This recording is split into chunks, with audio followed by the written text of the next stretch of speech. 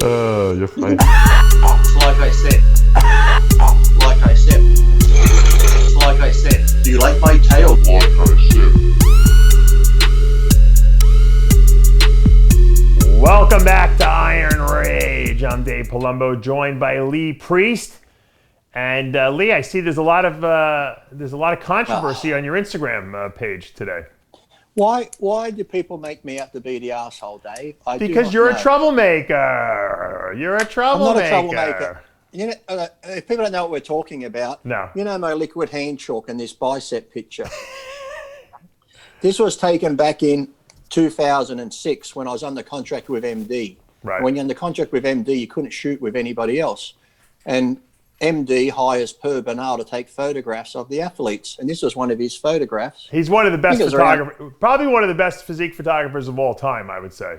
Oh, there's been many. There's been Chris Lund, David Paul. There's been when somebody's in shape, if you're in shape, Dave, it's hard to take a bad photo. No, but I'm saying Per happens to be one of the best. I have to give him his accolades. Yeah, now, there's a picture. With him, so you're friends, so I understand. I'm not that friends with anyone, but there's a picture on Instagram of that you put up on your Instagram. Also, it's a great picture. You coming out of the water with that double bicep. That's the shot right there. Now, where did Per take that picture of you? I would have been in one of the gyms because I think the actual picture I'm standing in front of a dumbbell. So I can't remember if it was 06 after I won the Ironman, or it could have even been a couple of years before that, because I remember taking that picture in a different gym. So it would have been, let's say, between 04, 06, somewhere in that timeline, this picture was taken. It must have been, because you don't have a lot of tattoos there. No, and I don't have the face tattoo, and I got the face tattoo after the Arnold Classic in 06. So, yeah. So this picture was done, and then Per, at one stage, said I could use this picture, and there was two other pictures, one near an old muscle car and another one where I'm sort of got one arm flex. He goes, you can use them, Lee, for whatever. So I've been using this picture for years and years and years. I've even had it on this product for months now. It's been posted on my Instagram. Per's seen it many times. But now I get this thing in a message saying, Lee, you're using that picture without my permission, blah, blah, blah. I want money for it, this and that. I'm like, ho, wait up a minute. I said, when David Paul took pictures of me, when my friend in Australia took pictures, whenever a photographer takes pictures of me, if I ever used a photo, I contact them and say, hey, this company wants to use the picture. Like when Black Skull used some of the pictures my friend in Australia took, he charged them, I think it was like a couple of thousand or whatever. I don't know what the exact amount was for a couple of years usage. But then I've had friends who take photos and say, oh, that's okay, Lee. You've helped me over the years. I've got lots of photos of you. You've helped me make money. So here you go. You can use them for free. So I said I could use this picture, but now all of a sudden he wants money for this picture, and this big war's going on between me and him online because he goes, well, why'd you make it public? I said, because I don't like being made out to be a liar. Like I said, if I go to use a picture, I ask someone. I said, the reason I didn't ask you was because you gave me permission to use it. So I'd think, why would I have to ask you to use this photograph? But now all of a sudden, like I said, I've been using this picture for years and years and years. It's been posted. If you go back post years ago, you'll see it. But now all of a sudden, it's a problem. Maybe he's got money problems at Christmas time. He needs to buy presents. I don't know. But this big war of words going on. He's like, I was like, well, look, I was under contract. He's like, well, what do you need it for? MD paid you money. I said, I was under contract with MD. MD paid you for the photograph. I didn't sign a contract with you for you to take my picture. You signed that between MD. So, but even if you had the rights to this picture, it's been over 14 years. You don't own my likeness forever. You did not build these arms. I built those arms. This is my likeness. I can understand if a company that I didn't know, let's just say a company in China or America, like a supplement company, started using this picture, then I could say to Per, hey, Per, that company's using your picture. You should go after him. But when it's me, myself, in the picture, using my picture, now he's got a fucking problem with it. Fuck me dead. This is my understanding. When I worked for Bleckman at MD, Per would have a very ironclad deal with Bleckman to be able to use the pictures in MD magazine. Okay, now Per would give permission to people like if I wanted my pictures to make 8x10s and use for myself, I would get permission from him, and he'd say, yeah, you can use them for and he'd send me a bunch of pictures to use for 8x10s. Now, if a company, like you said, wanted to use the images to promote their products, they usually would have to somehow license them through Per at some point. However, if I wanted to use him for myself, my own stuff that I'm promoting, usually he was okay with that. Now, because this is a separate company that you don't own, maybe that's why he feels that he should get some kind of a royalty. But it's a separate company, but it's my liquid hand chalk that they're making for me, so it's not like... Okay, so do you own the company? Is that your product? No, I don't own the company, but I own the product. Do you in other words, is the company paying you a sponsorship for the product? No, I get paid for the product. So in other words, you buy it from them and then you sell it and make money. Yeah. Okay, so it's your product basically. Yeah. Okay, yeah. so and I pay them to make the product, and then I sell the product, and then I get what I get on that, then they get their money back, and then they make more product. Right. So it's your product. So I understand. So where you're coming from is it's your product. So you're using it for yourself. You're not licensed. You're not giving another company the right to. It's not like you're giving mental hamsters. It's not like Gaspari signs me and goes, "Hey, Lee, I got a protein powder and put that picture on the protein powder." Gotcha. It's not like that, no. Okay, so I understand it. So and what you're saying is it's your product, so you should be able to use the picture. If it was another company, you would certainly have them contact Pear and give him some kind of a royalty. That makes sense. Exactly. But even then, like the reason I didn't contact Per was because he said I could use that picture. And he's like, well, I probably said you could use it for 8x10s. I said no, because when I asked you at the time, it was around the time the company was thinking of using it, and you gave me permission to use those 3 different pictures. And that photo there has been used on so many things. And I said, I posted on my social media everywhere, and you've never had a problem. Even that liquid chalk's been posted for the last 8 months, and it's been up there. You've seen it because you follow me. You like all my other pictures. So, but now all of a sudden there's this whole big fucking thing going on. It's like, seriously, how long do you own my image for? I'm the one that put the money. Then he's going into, well, why do you need this? I'm sure the years you're with MD, you made 300,000-400,000. I'm like, whoa. I'm like, 300,000-400,000 from MD. No, that's what he made. That's what he made. No, he said he only got a 10 for that. He's like, you probably made 300,000-400,000. I only got a 10 for that from Blackman. I'm like, I said, you know what? I said, my first year with MD, I got about 48,000. And then there's other years I got 60,000. That was to write the 4 different articles and the 4 different columns. I said, but that wasn't my main contract. I said, my main contract was the supplement companies. I said, MD was just like an extra on the side. I said, but why are we going through figures? I said, but 400,000. I'm like, Jesus, Steve must have underpaid me somewhere. I'm like, where'd that money go? I know that Pear was making a lot of money from Blackman. I actually was at some point wasn't Per pretty much exclusive with MD, wasn't he? Yeah, I told Blackman he was crazy to pay him that much. To be honest with you, not because I didn't think that Pear was a very talented guy. It was a lot of money, but I guess Blackman was bringing in a fortune in advertising at the time, so he figured I want the best images for the magazine. And Pear was very good, and they had a good relationship, and I understand that. But yeah, Pear was very stingy with the pictures in terms of, the licensing and stuff like that. You would think that Blackman paid him to do the photo shoot, that Blackman would own all the pictures, but he really didn't. He only owned him the right to use them in the magazine. And the funny thing was, it's like, and we always got on good, like I said, but now to become so petty over something like this. And then I remember I didn't really have an argument with him, but he wasn't happy with me one time because one time I was doing a photo shoot. He said, Lee, wear this tank top. I think where I'm doing that arms over the preacher bench leaning like that. Right. I got a black tank top with the orange. It was that gas thing because... Yeah, I remember that whole thing, yeah.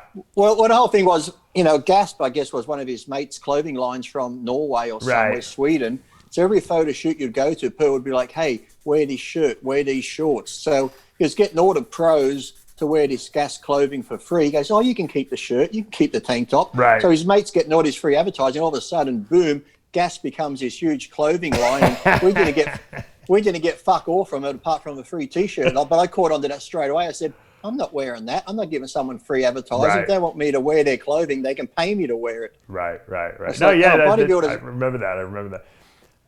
But the truth is, look, that he was at the time, and he probably still is the best. I actually got him the gig with the WWE because Paul, Triple H was looking for someone to shoot him, and Stephanie, and I said, you got to go to Per Bernal. I said, he's the best, and he did a lot of work for the WWE after that because he is good. He is very professional the way he works.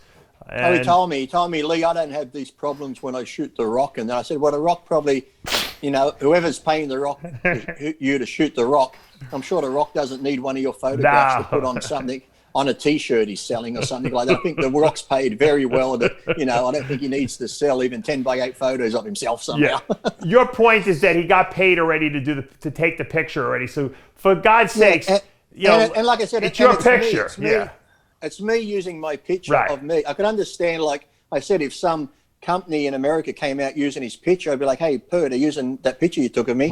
Go ahead and sue them. But if it was an unknown person, but it's of me, for God's sakes. And like I said, just to come out of the blue, and then when I said you gave me permission to use it, he's like, no, I didn't. I'll never do it. I said, now you're calling me a liar. I said, I wished I had that email because I'd just throw it right in your face right now. He goes, well, where is it? I said, Per is very stubborn too. Yeah, Per is stubborn. You don't want to argue with him. You know what the truth is, Lee? Oh, if you go on there and read the back and forth thing that's going on, it's like, oh. Yeah. Here's the problem. You know what? I guarantee you it's got to be tough times for the photographers nowadays. Because let's face it, there's no magazines anymore, basically. So, I mean, to get a gig, he still seems to be doing okay, because I see on his page, like, because I followed him and he followed me, I'd see he's still shooting The Rock, and he's been shooting Dolph Lundgren and doing all these other things. So he's still getting a bit of work out there, and he's got some. Well, last I saw, he had some nice new Porsche car and stuff. So maybe he's overextended himself, and now it's pick on Lee time, because I want 500. And I'm thinking, when he says, and people asking for 500, is 500 a fair piece? Like, why didn't you come to me first and say, if you had to come and said, hey, Lee, I'm on hard times, the company using that, this and that, 500 would help me out, I might have gone, okay, well, I'll give you 500. But when you just come out attacking me like, you're using that image without permission, I'm like, fucking me too. I don't think Per needs the money. I think, like you said, most photographers are having tough times now, like I said, but for most of them, I mean, for Per, because he's at that upper echelon, I think he's probably doing very well. I think he thought that probably, and I don't know, I haven't talked to him, he probably thought that the product was for someone else, and that you were being paid as an endorsement fee, rather than understanding that it's actually your product that you had made for yourself, and that you're using your image to sell the product. I can even show the invoice book where I invoice the company every month. The fucking. Here's the question that I want to know: are you actually selling any of that stuff? Yeah, it's doing actually well. Yeah. The liquid chalk? Yeah. Okay. Yes, it's not doing bad at all. And I got the pain spray. That one. Oh, you got that one. You said you were waiting for that one to come in. Same picture. Hold on. Hold on, just so. Hold on.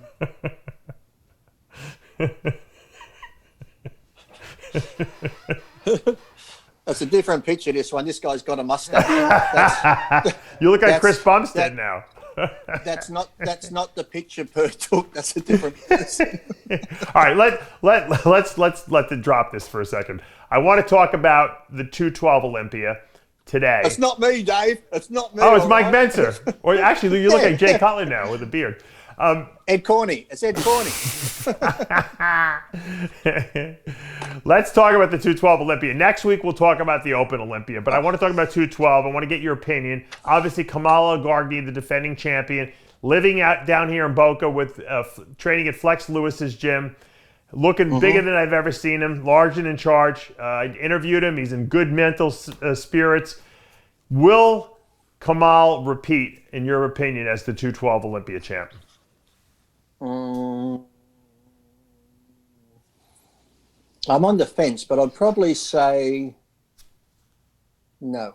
No. Okay. Well, then that means only because he looks great. Yes, he looks great and everything else, but he's not like not taking nothing away from him. But to me, he's not like a Flex Lewis, where Flex Lewis just has that dominating physique where when someone walks on stage they just dominate. Whereas Kamal looks great, but to me, it's like somebody else could come in looking great, and it could go either way. Whereas I said every time Flex Lewis walked out in shape, you're like, oh, he's pretty much won it straight away. Right. Like when Dorian walked out or Ronnie walked out, they just have that presence about them where they're there and somebody's here. So it'd be like, yeah, I just don't see, like, he doesn't, if he walks out on stage in great condition, he looks good, but he's not like, your eyes aren't drawn to him like, holy hell, look at him, like you were with Flex. Yeah. When you look at a physique like Kamala Gargani, knowing that he's 50 years old, do you say to yourself, hey, you know what? I might have a shot at winning this 212 Olympia title, in the future? Anything's possible. I thought that after I won the Mr. Universe, and then the guy got second to me at the Universe, that Korean guy went on and won a few 212 pro shows in the IFBB. Yeah. Well, you got injured.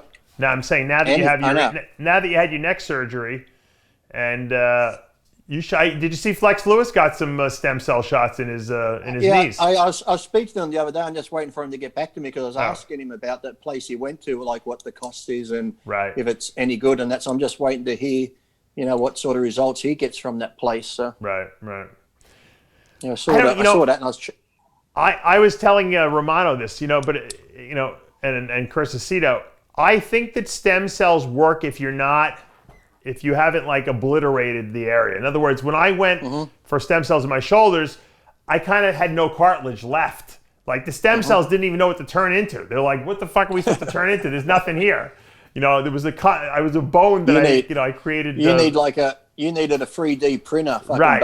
I needed a new piece of cartilage in there. Well, that's where I think mine should be okay because my spine itself is good. The discs and that are good. It was just the nerves that were all crushed in between. But now it's been released. Yeah, you might not even need stem cells, to be honest with you. You might just come back. I said if I just give it time and then maybe hopefully find someone to sponsor me with growth hormone. I was going to say you got to get on the GH IGF protocol.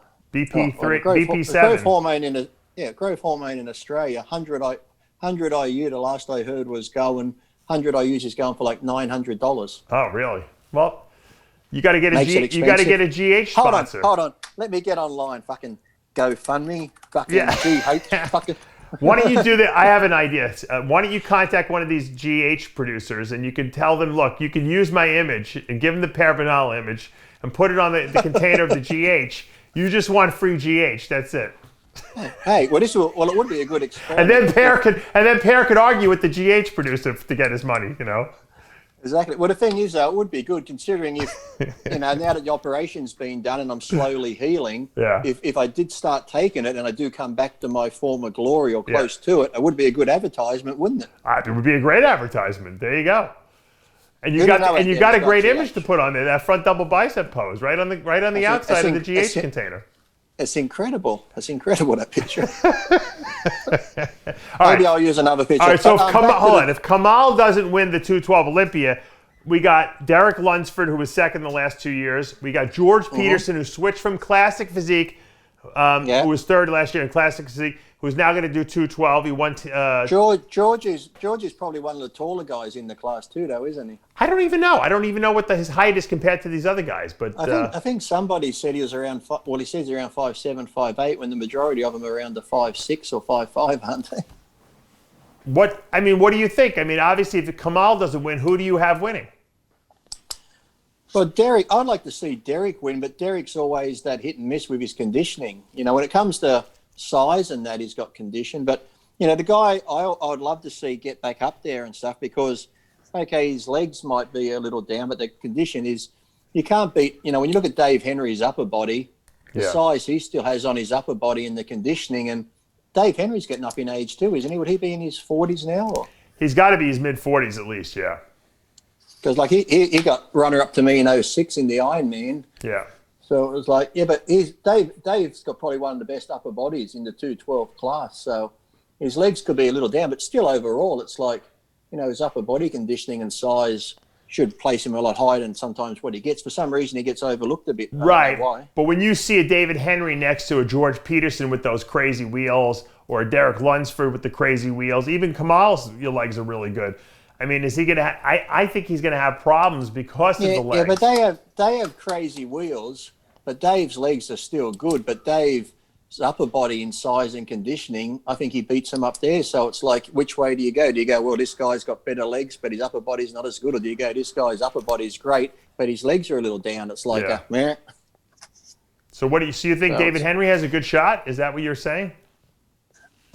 If Dave Henry's judged fair, he should be in the top 5 easy. If he's judged fair, knowing the conditioning he comes in and the size and shape he has, he should be in the top 5. What's is what's his name? Hide. Is he doing 212? Yeah.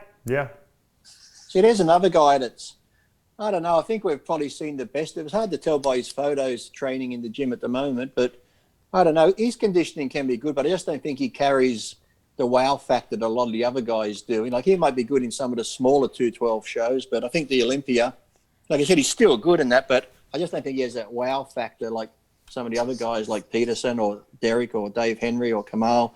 So I think, he might be pushing it to make top 5, top 6. And then you got Guy Sister Nino in the lineup. I mean, you got a lot of good guys, but we're talking about the. I haven't seen Guy compete for a while. Guy looks good. He looks really good. But the point is that I see him on the other podcasts, and he looks good. He said his training's been going good. So, like I said, he's a warrior when he trains. He always trains hard and heavy and that sort of thing. So it's going to be interesting. Like, there's no reason why, if he's in his best shape, there's no reason why Guy can't be in the top 5 either. So that's the thing. The 212, it's so hard to tell sometimes because. Whereas the Open, you can get a few guys hit and miss like a Rami or Ruli. You think if they're in great shape, they got everything to win it, but then they don't come in shape. Whereas the 212 guys, there's not too many that come in too often the 212 generally. Like generally, 96% of the 212 guys come in condition. You can't make weight otherwise, you got to make weight. So they suck down. And let's not forget Sean Clarita, who's. Yeah, he's always a wild card. He's been surging. Every year he's been getting better and better. So, and like I said, he's one of the smaller guys, but yet when he's on stage, you can't tell. Just his shape and conditioning. Yeah. He has that illusion, like when Labrada used to compete against the big guys. Yep. Labrada didn't look out of place. So when Sean gets up there, because of his tiny joints and the muscle he has on his frame, he looks. So there's another wild card that you can throw into the mix. That's why the 212. So give me your top 3. Top 3. Well, Kamal, because he's a past champion, if he comes in, he'll be probably in the top 3. If Derek's in his best shape ever, I'd put him top 3. And then, it's tough. Give me some other name. Tough. But then Peterson, like I said, it's just going to come down to conditioning on who's got the best condition because it's not cut and dry like sometimes the Open is, It's just like, and then the thing is too, like I said, you can't, like I said, sometimes you think if you're going by last year and you think, oh, he's not going to be a threat, but then we've seen that before. You're like, he looked like this last year, but then he turns up this year and you're like, holy hell, what did he do? Right. So that's why I've always said, it's like with that last picture of Rami they put up and I just commented and people got mad again. I said, it's nice to see he's in shape now, but it doesn't count to the day of the show. So let's see all the shredded pictures you want. Coming like that on the day of the show, it's like, we'll talk about Rami next week, but give me your top 3. Very difficult top 3 because you got some really heavy hitters in there in this 212. Give me everyone that you only given me 4 names. You give me Kamal, Peterson. Who else do you need? You said David Henry. I gave you Guy Sisternino. There's other guys too. Well, that's the thing. Look, even if you go by Kamal, Peterson, Derek, Dave Henry, and Guy, those five in their best condition ever could go any way. That's the thing. Whereas when the Flex Lewis was in it, you knew if Flex was in shape, you're pretty much like, oh, there's number 1. Right. But now, even like I said, Kamal is a great champion, but he's not like, he doesn't have that dominating type where he could go on for years and years like Flex did. Kamal just has to slip a little bit, then somebody like Derek in shape could go past him, or even Peterson in shape could go past him. So I think that's what makes the 212 so exciting because you don't really know. No one really knows till they walk on stage who the shoe-in is. But we know the Mr. Olympia always has a slight advantage, right? I mean, the guy who's the reigning champ.